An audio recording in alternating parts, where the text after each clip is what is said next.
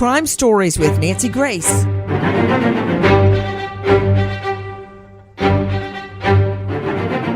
Cult mom, Lori Vallow. Does it never end with this woman? All right, first we have her two children, JJ and Tylee, ages 7 and 16, just turned 16. They go missing. And what does mommy do? Put up missing flyers and posters? Scan the area, beg for help, make TV appeals to help find her children? No.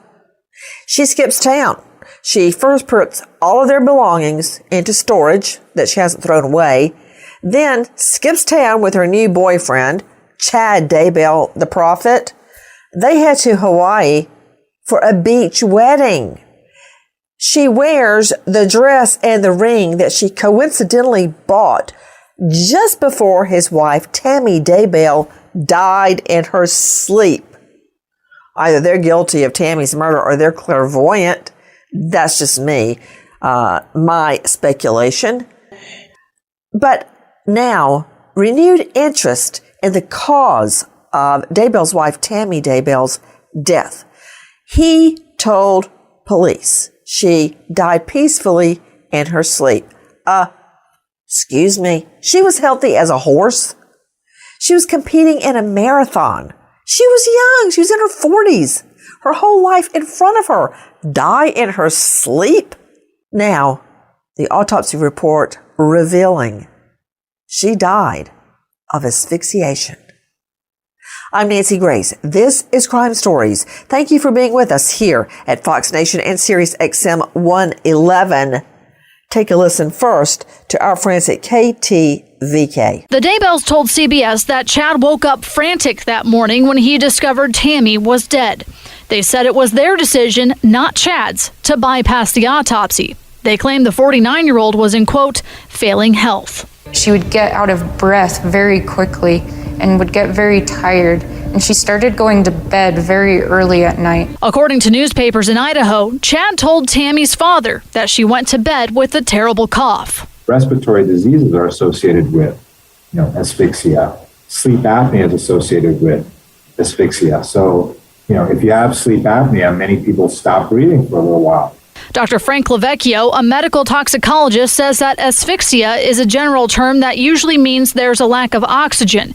He says it can be caused by something you ingest or inhale, including opiates, or from choking. Is somebody going out on a limb and saying that this deeply religious woman asphyxiated because she was high on heroin? Because I don't really believe that. With me, an all-star panel, but first, let me go to our friend and colleague, Nate Eaton, who's been on the story from the very beginning. He's the news director at eastidahonews.com. Nate, really? Opiates? What's next? A piano fell on her? Well, the other thing, Nancy, that I want to say is that just 2 weeks before Tammy died, she spent time by herself with her family members, and they have all told me that she was just fine. She was healthy. She was not complaining of being in ill health. She drove 7-8 hours to be with her family members by herself. So this talk that she wasn't feeling well, that she was going to bed earlier, no one outside of the immediate family was saying anything like this. And I don't get it. I need you, Joseph Scott Morgan, professor of forensics, Jacksonville State University, author of Blood Beneath My Feet on Amazon, star of a great hit series. I think you have a special episode dropping today, Joseph Scott Morgan, Body Bags with Joseph Scott Morgan. Joe Scott, okay, wait a minute. I'm hearing heroin as a possibility. You hear Nate Eaton describing a 7 to 8 hour drive she just took on her own. Family was with her 2 weeks before. All of that should factor in to the autopsy report decision. But I never really associate asphyxia with being tired when you go up the steps and out of breath. That doesn't compute for me. No, it doesn't. You're not afraid to tell me I'm wrong, are you, Joe Scott? Who, me? Never. Because if I am, tell me, so I don't repeat the same mistake over and over. No, I'll tell you you're wrong. I guarantee you that. In this case, you're not. I got to say, this, anytime you hear asphyxia, it's got a nefarious undertone to it. But what about a medical examiner? They may not feel that way. Well, what medical examiner in this case? Because an autopsy wasn't performed for a long, long time after all the evidence is gone. And that's the tragedy in this, Nancy. But ultimately, it was decided, was it not, Nate Eaton, that it was asphyxia as the COD, cause of death. How was that determined, Nate? Because Joe Scott's right. The family, now you hear in that last sound I played for you, thank you, Jackie, the sound said that the family, the children, decided not to have an autopsy on mommy who just mysteriously dies in her sleep. Oh, hell no. I would want to know what happened. But they're not the ultimate decision makers. Isn't that true, David Leroy? David joining me out of Boise. He former Idaho Attorney General. Wow. It's not like this is your first murder case. Former Idaho Attorney General, Lieutenant Governor, prosecutor. Wow. You can find him at dleroy.com. Isn't it the husband, the next of kin? If the husband is deceased or you're divorced, then you go to your child. But this was all Chad Daybell's decision not to do an autopsy. I don't care who's taking the fall this morning. Well, if he didn't make the decision, he set up the facts that caused the locally elected coroner to make the decision. Not all of our coroners in Idaho's 44 counties are sophisticated in these matters, and whether he made the decision, deferred from the county coroner, or convinced the county coroner, it was Chad's adventure solely. Now, when it looks like a death by natural causes, David Leroy, if it looks like a duck, it walks like a duck, it quacks like a duck, it is a duck. So if the circumstances are told to the coroner, who may or may not be a medical doctor, they're elected, I think, or appointed. If the coroner says, okay, yeah, natural causes, based on what you're telling me, we don't need an autopsy, can't the next of kin ask for an autopsy? Well, anybody can ask for one, but again, it's the coroner's call.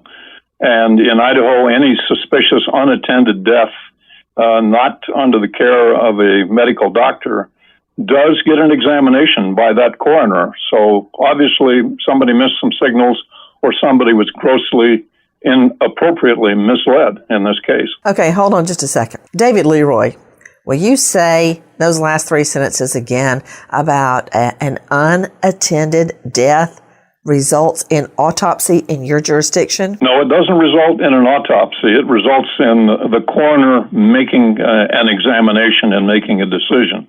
It can result in an autopsy, but it's the coroner's call exclusively. Coroner's call exclusively. Guys, you were just hearing our friends at KTVK3. Now take a listen again to Kim Powell. Tammy died in her sleep in October 2019, and her kids told police they didn't want an autopsy done, and she was buried in her hometown in Utah. Then, 2 months later, her body had to be exhumed. Now, the 5 Daybell children told CBS News they were told she died of asphyxia, but they're still not convinced their dad had anything to do with it. On October 9th, Tammy Daybell posted this on Facebook, saying a guy in a ski mask tried to shoot at her in her driveway outside of Rexburg, Idaho. 10 days later, she died in her sleep and was buried without an autopsy. And 2 weeks after that, her husband of nearly 30 years, Chad Daybell, married Lori Vallow. Eventually, investigators revealed they believed Alex Cox, Lori's brother, was that masked gunman at the end of Tammy's driveway. You know, the masked gunman at the end of the driveway, that's a whole nother can of worms, which we are going to get into. Nate Eaton joining from EastIdahoNews.com. Tell me about the whole exhumation process. Why did that happen? Was there an autopsy after the exhumation? And that's how we know the COD was asphyxiation. Then I'm going to go to you, Joe Scott, so you can tell me what that means in regular people talk. Hit it, Nate. Well, Tammy died October 9th, 2019. Mm-hmm. 3 months later, in December, in Utah, it was an early Saturday morning. The investigators went in, they exhumed her body. She was back in the ground within a matter of hours. An autopsy was completed. They did not release the information that the autopsy was done for a year and a half. Now, I want to make it clear, they have not officially released the autopsy results. Chad's kids have gone on television and said what they've been told, and I have sources close to the investigation that confirm it was asphyxiation. A lot of people thought she was poisoned, or that there was some other, nefarious way in which she died. But multiple sources are saying it was asphyxiation, and that's what the children say investigators told them. So, yeah, she was in the ground for 3 months before they exhumed her body and did the autopsy. Nate Eaton, do we have any idea about the manner of death. She died of asphyxiation, lack of oxygen. Was it manual or ligature strangulation? Was there the popping of the petechiae in the eyeball?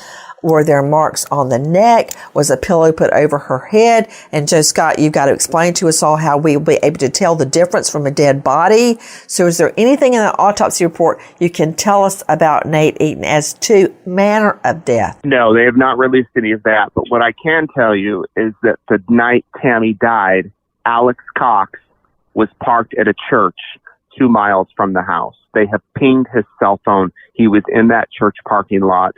So I believe that they're going to focus on the fact that he was somehow involved with Chad and Lori in making this happen.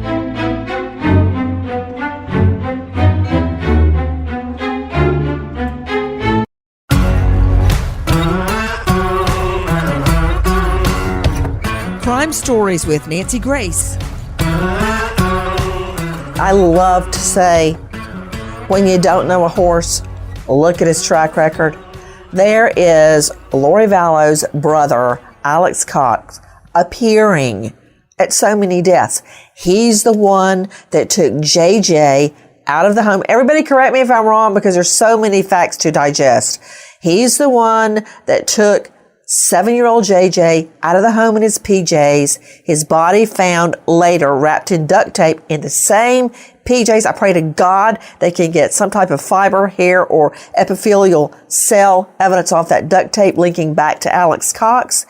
So you've got him connected to JJ. You have him, Alex Cox, as I recall, in the photo, the last known photo of JJ and Tylee, where they're taken to a national park just before their death.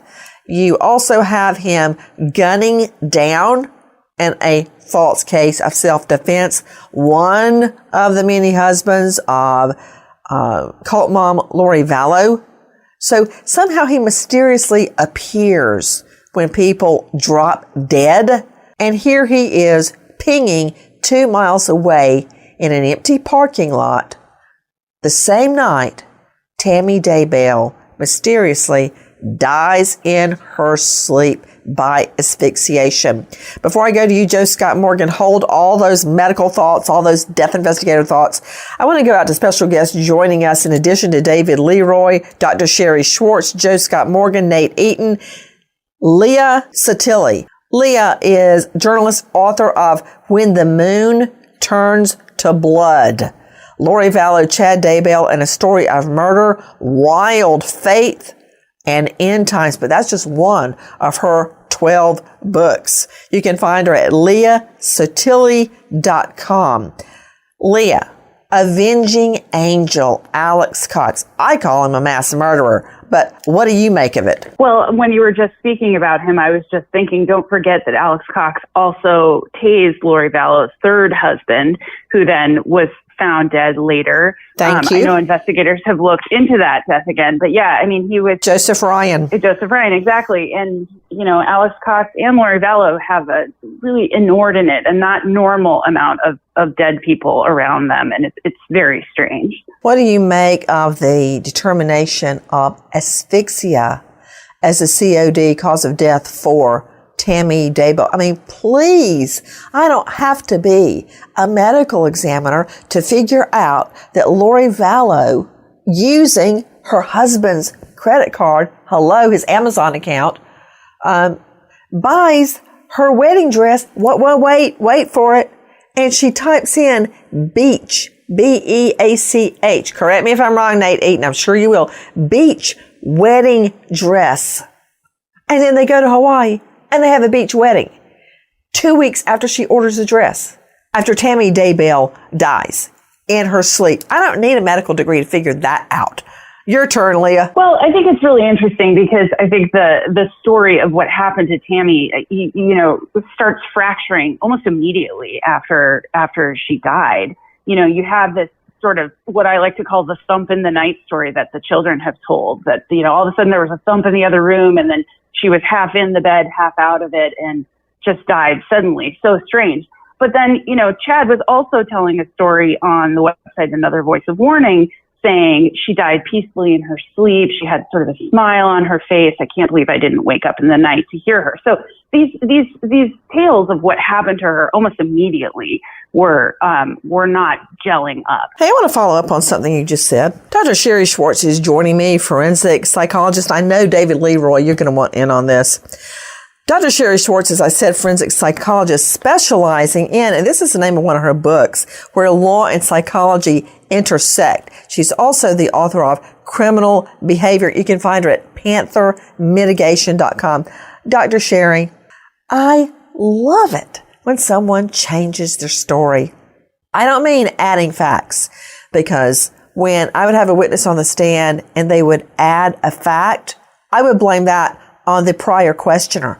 They didn't ask the right questions. They didn't ask enough questions. They didn't know enough about the material to ask detailed questions. So it's like, yeah, I saw the wreck. And then upon further questioning, yeah, I saw the wreck, but this guy was speeding and cut in front of the other guy. And then the next time, yeah, this car was red and that one was blue. And upon next questioning, yeah, I went to the scene, I walked over, and the driver was drunk as a skunk. See, if you don't ask all that the first time, the story is embellished.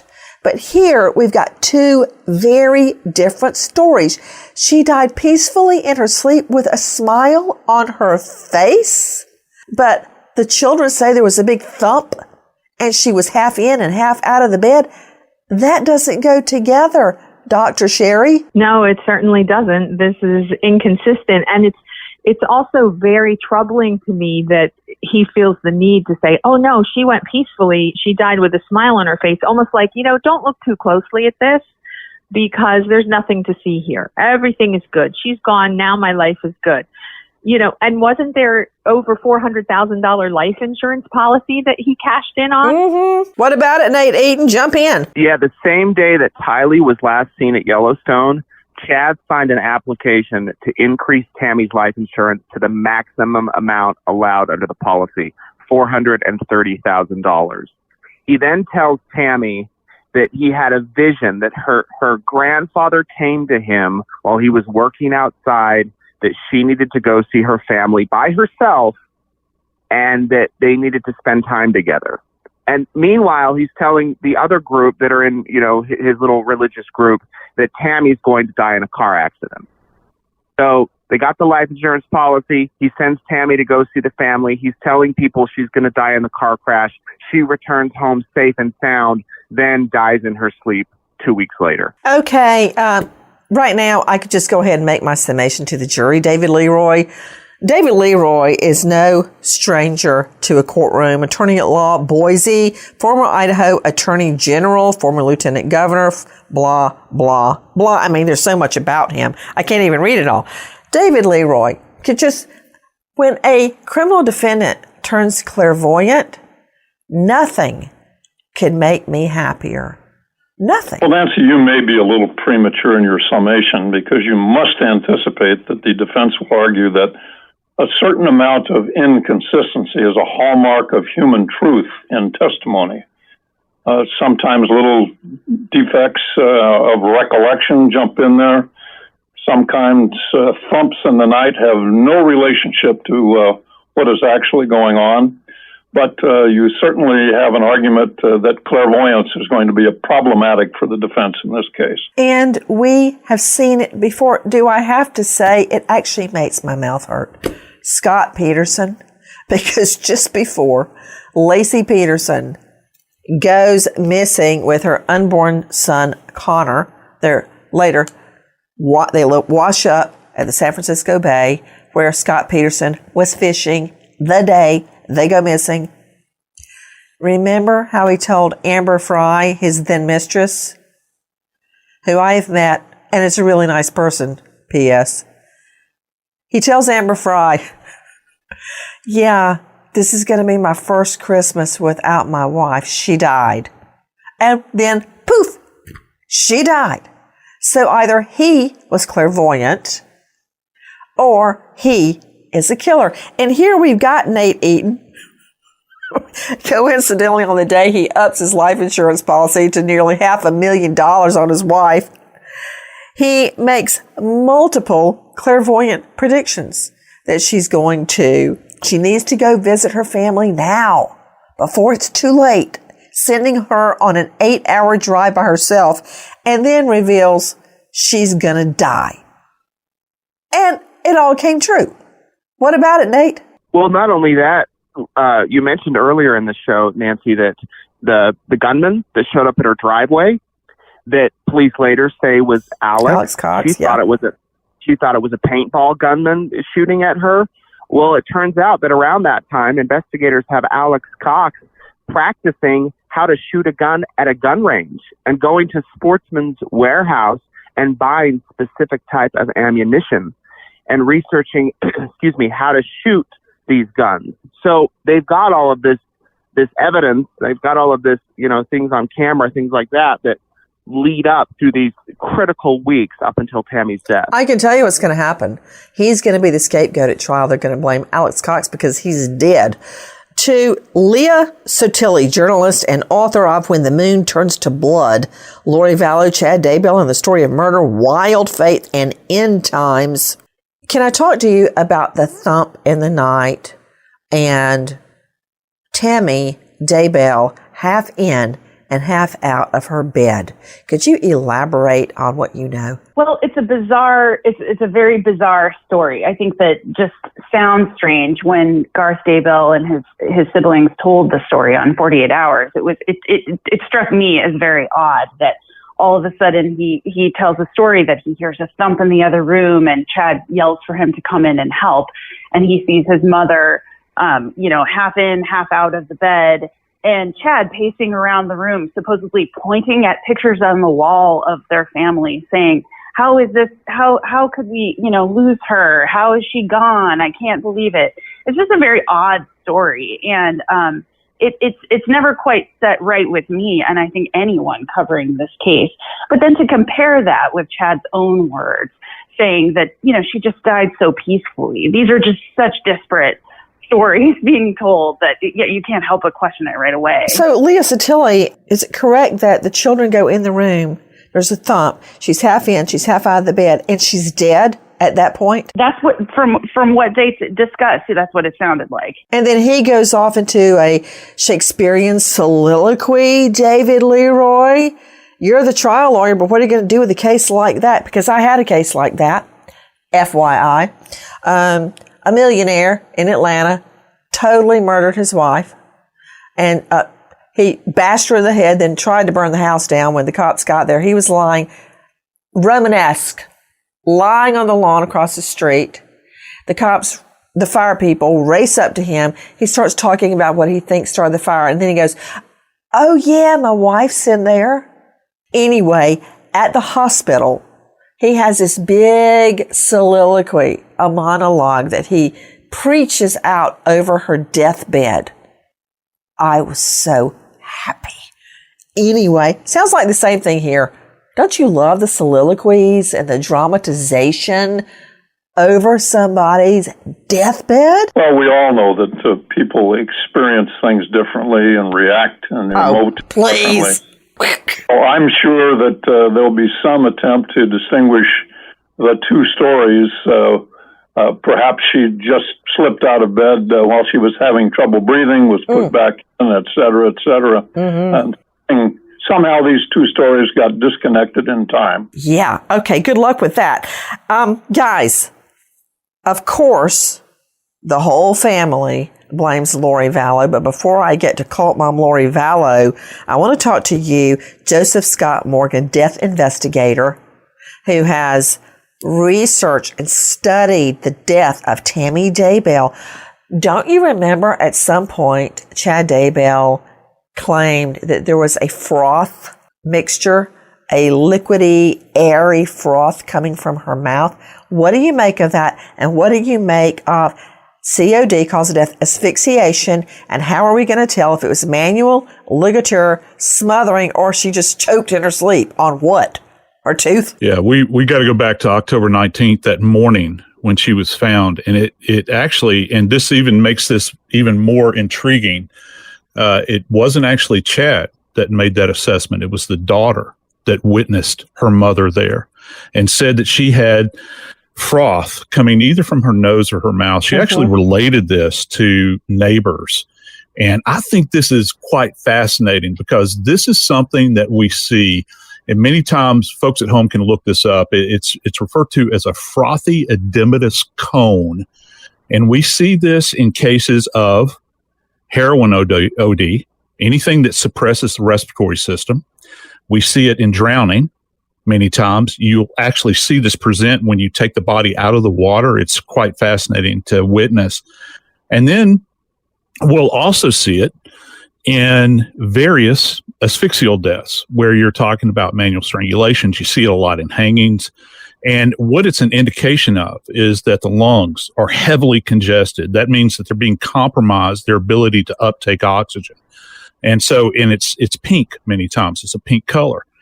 And I'm really wondering in this particular case. Was she drugged? Is that what you're about to say? No. We've heard this thing about asphyxia, and it's kind of seeped out, into this narrative, even though the ME down in Utah has yet to make this comment. I'm wondering if they're correlating their data that they're finding there at that exhumation with this comment that was made by the daughter. Did they actually, because let's remember this, as our colleague mentioned just a moment ago, this was the coroner's decision, nobody else's.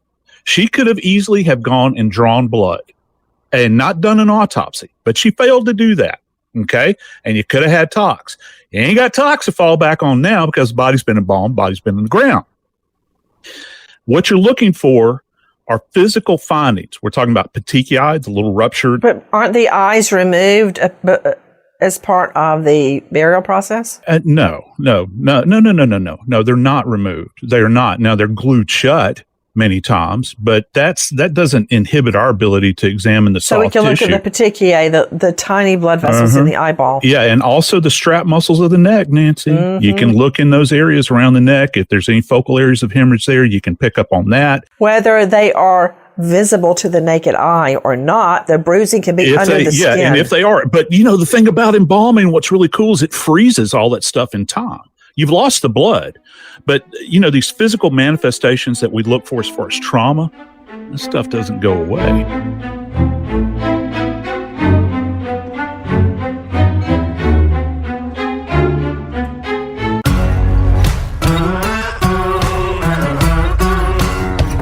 Crime Stories with Nancy Grace. I want to talk about the possibility, and I'm getting this from one of the children stating that there was a type of foamy substance coming from either her mouth or her nose. That can happen when you have a suppressed respiratory system. What does that mean, suppressed respiratory system? Could she have been given an OD of Benadryl, an OD of NyQuil that suppressed her system that made it easier for her to die? What about that, Joe Scott? Yeah, there's any number of agents that can be applied. There are actually certain rape drugs that can be applied.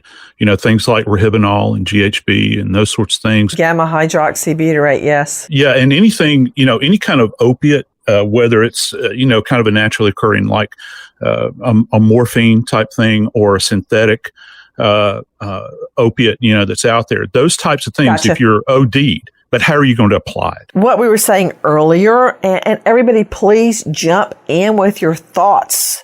This is exactly how cases are created and presented. If the attorney is worth their salt, they discuss it with other attorneys or their investigator before they go up in front of a jury.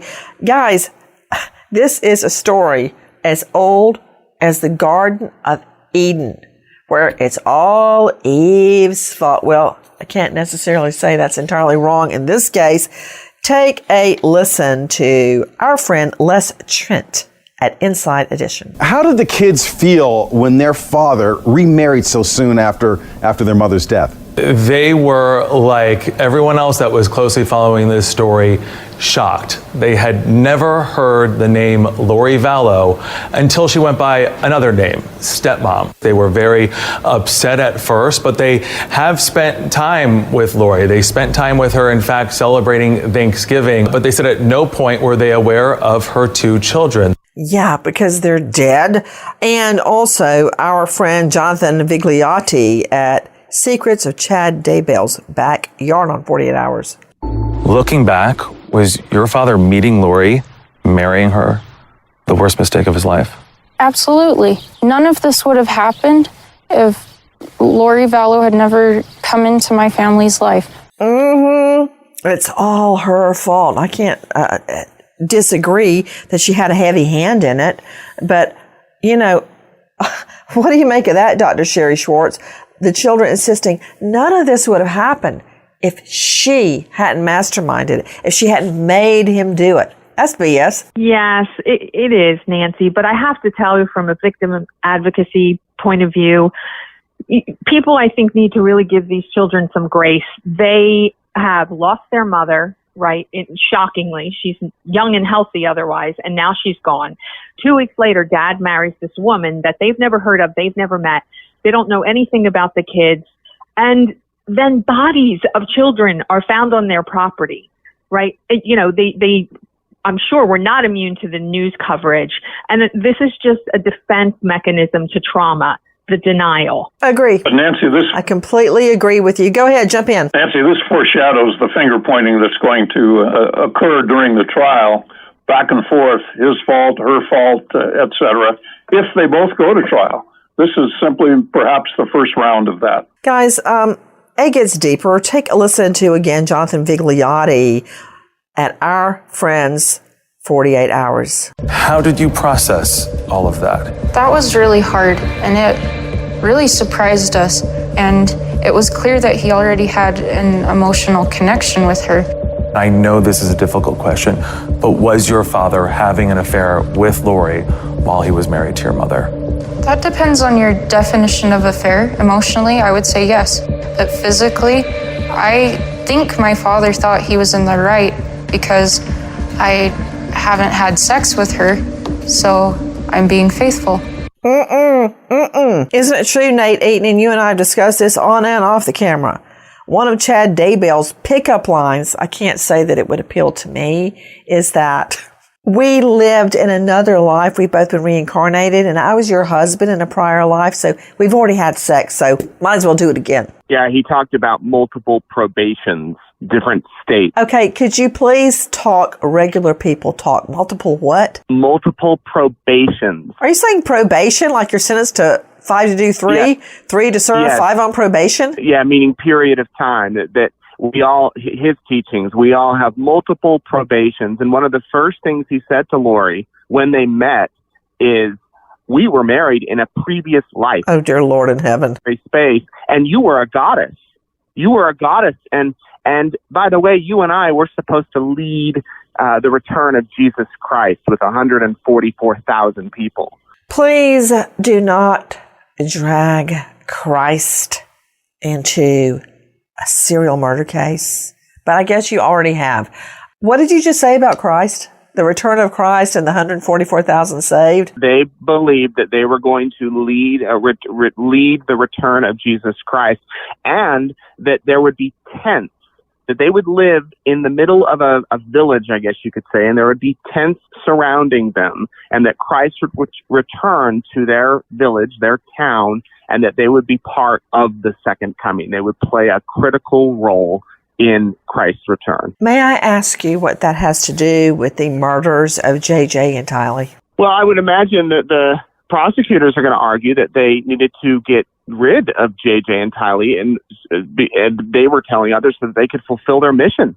So that this was part of it, that this was all part of it, and that because we all have these multiple lives, JJ and Tylee's lives would continue on, and they would see them again, according to their teaching. You know, to Nate Eaton, before I move further into their bizarre religious beliefs, I'm convinced that a prior attempt had been made on Tammy Daybell's life. You alluded to it earlier. A couple of weeks before she finally did die of asphyxiation in her own home, in bed with her husband, Chad Daybell, someone took a shot at her. Couple of shots. She thought it was a prank and that they were paintball bullets, not real bullets. We now know for sure that the prankster was the so-called avenging angel, Lori Vallow's brother, Alex Cox. In fact, Tammy Daybell posted about the incident, not connecting any nefarious intent to it, on her Facebook. Correct? Do you remember that? Yeah, it was October 9th. She got home. It was dark. She said she got out of the car and someone started firing at her. They were wearing a ski mask. She said, "What are you doing?" And the person took off after she yelled for help from Chad. She went on Facebook to warn the neighbors. I mean, this is a very rural area, but she said, "Hey, just so you know, this weird experience happened." She actually called the police. They took a report. They chalked it up to a prank. And then 2 weeks later, she was dead. Question to you, Leah Satili, journalist and author of When the Moon Turns to Blood. How many deaths can we link to Alex Cox, Lori Vallow's brother? I mean, it's a range. We've got the information from his cell phone that puts him in the Daybell backyard, obviously when the children were likely buried there. You have Charles Vallow, Lori's ex-husband, in Arizona in his so-called self-defense shooting of him. You've got potentially a connection to the death of her third husband, Joseph Ryan, who he had aggressively tased and had gone to jail for that incident. You've got this incident that we're discussing with Tammy Daybell. So there's a number of people who are around this brother-sister duo. Did you mention JJ and Tylee? Yes. Yeah. Okay. Yeah. It found in the backyard. Now, I want to circle back to something David Leroy said earlier about the decision not to perform an autopsy on Tammy. We now know her death was by asphyxiation. Take a listen to our cut one, our friend Spencer Blake at 3 TV CBS. Not long after Tammy Daybell died in her home in Salem, Idaho in mid-October, the Fremont County Sheriff's Office received a call from a detective in Arizona. The decedent's going to be a Tamara Daybell? Oh, yes. I was the one that actually took that call. So why someone from Arizona wanting to know? That's crazy. Yeah, isn't it funny how everything ties together? We just have some cases down here that got our attention with Miss Daybell. The cases he's talking about could include the attempted shooting of a relative of Lori Vallow Daybell in Gilbert in October, or the July shooting death of Lori's late husband Charles Vallow in Chandler. Lori married Tammy's husband, Chad Daybell, less than 2 weeks after Tammy died. At the time, the sheriff's office investigated and said they found nothing suspicious. The coroner ruled the death was due to natural causes. The dispatcher explains to the Arizona detective it wasn't just the coroner who didn't want to press the investigation any further. The family did not want an autopsy, so they just went straight to the funeral home, and the family refused an autopsy. The family said they don't want an autopsy, therefore the coroner just signed off then and there, and then the funeral home took Miss Daybell? Is that how that works? Yes. Yeah, I got a problem with that. The family, as I said earlier, made it clear they did not want an autopsy on Tammy Daybell. Why? Because when her body's exhumed, we find out the cause is asphyxia. And to you, are we going to ever be able to tell, do you think, Joe Scott Morgan, whether it was manual, ligature, suffocation, what? Just a simple yes, no. Yes, I think we will. I got a question for you. Leah Satili, journalist and author. How do you believe that their religious beliefs played into this scenario? Well, I think that's what drew my interest in the case, is that my journalism is about extremism. And what I saw in this case were extremist ideologies that were playing out throughout. I mean, just look to Chad Daybell's fictional books. He had years and years before he ever met Lori Vallow of entertaining conspiracy theories, of, teachings that are absolutely fringe of the LDS. Like what? Well, things like what we were discussing earlier, multiple probations, this idea. I mean, the word zombie comes up in this case, and that never comes up in anything related to the LDS church. So there's this long history of him entertaining ideas that the leadership of the LDS Church has said, this is not what we believe. But Chad Daybell was holding meetings and small study groups about these ideas that are kind of around the very edges of this faith. That jury might as well settle in. This is going to be a long and tedious trial when it ever happens. And when will that be, Nate Eaton? It's scheduled to begin January 9th, and it's scheduled for 10 weeks. So who's going first? They're being tried together. Oh, I'm so happy.